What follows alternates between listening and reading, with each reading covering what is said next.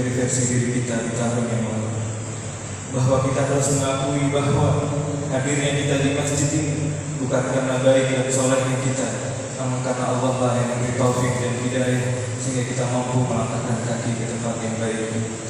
Salawat serta salam semoga selalu tercurah kepada baginda Nabi Muhammad sallallahu alaihi wasallam, yang mana beliau terlahir sebagai seorang yatim, bahwa ayahandanya telah wafat sebelum beliau lahir pada umur 6 tahun, ditinggal oleh ibundanya yang tercinta. Oleh karena itu, menyatakan rasa cemburu kepada para umatnya yang mendapati orang tuanya di masa tuanya namun tidak dapat memasukkan dirinya ke dalam surga, beliau mengatakan radhima anhu thumma radhima anhu thumma radhima anhu. Radhima anhu adalah ungkapan dalam bahasa Arab yang artinya celaka, merugilah, sampai diulangi oleh beliau 3 kali. Untuk seseorang yang mendapati orang tuanya saat tua namun tidak mampu memanfaatkannya sehingga bisa memasukkan dirinya ke dalam surga yang Allah Subhanahu wa ta'ala. Semoga sekali lagi kita semua Allah beri taufik dan hidayah menjadi anak yang berbakti kepada kedua orang tuanya.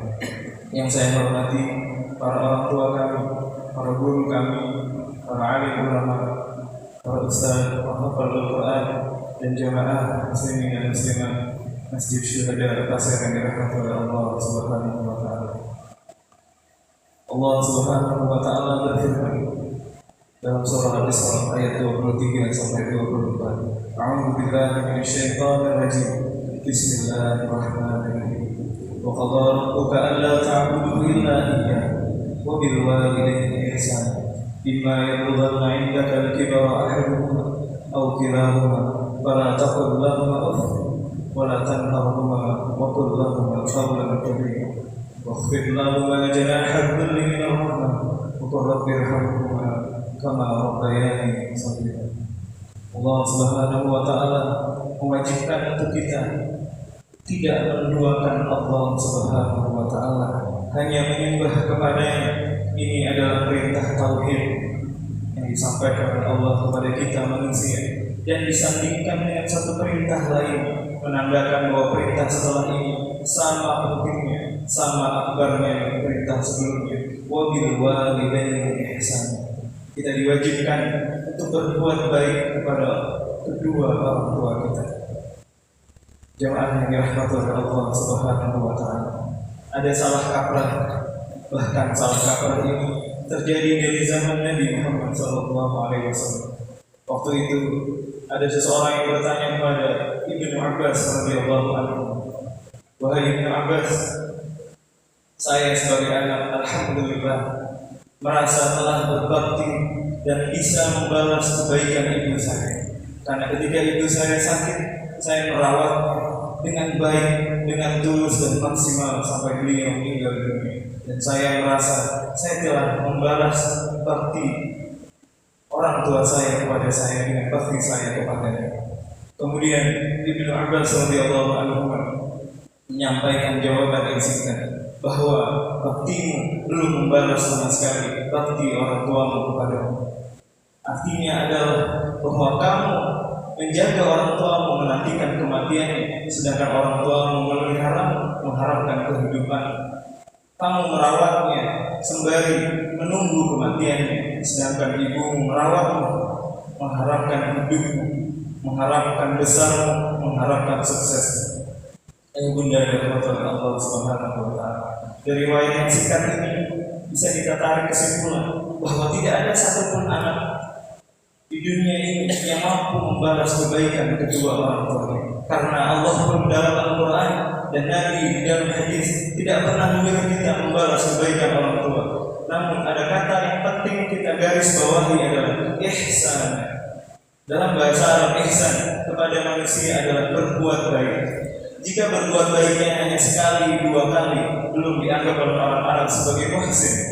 Muhsin adalah ketika seorang berbuat baik secara kontinu, tidak pernah terputus. Berbuat baik yang tidak pernah terputus tadi dinamakan ihsan. Orang yang melaksanakannya disebut muhsin. Bahkan ketika orang Arab melihat sebuah makanan, akan dinamakan makanan tersebut hasan jika makanan tersebut enak, jumlahnya cukup dan selalu ada jika dibutuhkan. Namun jika makanan ini enak namun tidak cukup jumlahnya, bahkan ketika dicari susah, orang Arab tidak akan menyebutnya sebagai hasan. Disebut hasan ketika makanan ini cukup jumlahnya, enak rasanya, dan gampang dicari. Ayah bunda yang dirahmati Allah Subhanahu wa Ta'ala, kita semua yang hadir di sini, insya Allah semuanya adalah anak dari kedua orang tua kita. Kita memiliki kewajiban yang mendasar kepada kedua orang tua kita di dalam ayat ihsan, berbuat baik. Imma yablughanna indaka al-kibara ahaduhuma. Ketika kita diberi kesempatan Allah mendapati kedua orang tua kita atau salah satunya dalam keadaan tua, maka jangan sekali-kali kita mengucapkan ini adalah aplikasi dari ihsan. Ihsan bukan membalas kebaikan kedua orang tua, tapi ketika mendapati kedua orang tua kita dalam keadaan lemah, cerewet, menjengkelkan, kita menahan diri dari mengungkapkan kejengkelan itu kepada kedua orang tua kita dengan mengucapkan ini saja sudah bermasalah, apalagi lebih kasar dari sekedar perkataan wa qul lahuma qawlan karima, dan sampaikanlah kepada mereka perkataan yang baik. Ayat bunda yang dirahmati Allah, di ayat yang lain di surah Al-Ankabut ayat 8 Allah berfirman wa wassayna al-insana biwalidayhi husna. Kami wasiatkan kepada manusia agar berlaku baik kepada kedua orang tuanya. Baik di sini adalah bukan berarti menuruti semua perintahnya, namun bagaimana kita berbicara dengan lembut kepada kedua orang tua kita. Ketika menolak pun menolak dengan lembut, bukan menyakiti hatinya. Karena Allah menyambung lagi di surah Al-Isra, waqfid lahuma janaha dzulli minar rahmah. Allah menyuruh kita lebih aplikatif lagi, yaitu menundukkan sayap kita. Sayap itu dimiliki oleh burung, namun orang di manusia, para ulama tafsir mengartikan tangan kita. Janaha dzulli artinya tawadhu. Kita harus menundukkan sayap kita dalam artian kita harus merendah di hadapan kedua orang tua kita, sebagaimana merendahnya seseorang rakyat di hadapan rajanya. Karena ini perintah Allah Subhanahu wa Ta'ala. Kita tidak boleh merasa lebih tinggi dari orang tua kita. Sehebat apapun jabatan kita hari ini, setua apapun kita hari ini, kita tetaplah anak dari kedua orang tua kita. Waqfid lahuma janaha dzulli minar rahmah. Kita menundukkan diri kita, merendahkan diri kita di hadapan kedua orang tua. Itu karena rahmah atau kasih sayang kita kepada Allah Subhanahu wa Ta'ala. Bunda yang dirahmati Allah Subhanahu wa Ta'ala. Seorang bertanya pada Nabi Muhammad sallallahu alaihi wasallam dalam surah Al-Anfal. Yang Bunda yang dirahmati Allah Subhanahu wa Ta'ala, ada seorang ulama mengingatkan kita bahwa berbakti kepada kedua orang tua itu harus dilandasi oleh ikhlas, ingin sengaja untuk dilihat oleh Allah Subhanahu wa Ta'ala. Terkadang bakti kita kepada orang tua, usikum wa iyya nafsi taqwallah, itu hanya ketika terlihat saja, bukan bakti yang tulus karena Allah Ta'ala. Disebutkan oleh ulama ini bahwa banyak manusia yang berbakti kepada kedua orang tuanya hanya bakti basa-basi, bakti yang dengan kepentingan saja. Namun ketika kedua orang tuanya telah tiada, baktinya menghilang, bahkan berebut warisan dengan saudaranya. Ini adalah tanda bahwa baktinya ketika orang tuanya hidup hanya basa-basi belaka. Dan kita yang ada di sini adalah anak dari kedua orang tua kita, haruslah tulus ketika berbakti kepada kedua orang tua kita.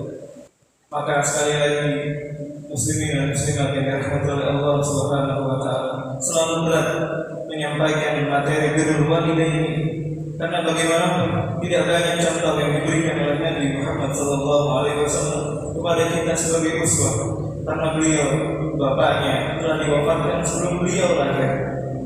dan ibunya diwafatkan ketika beliau umur 6 tahun.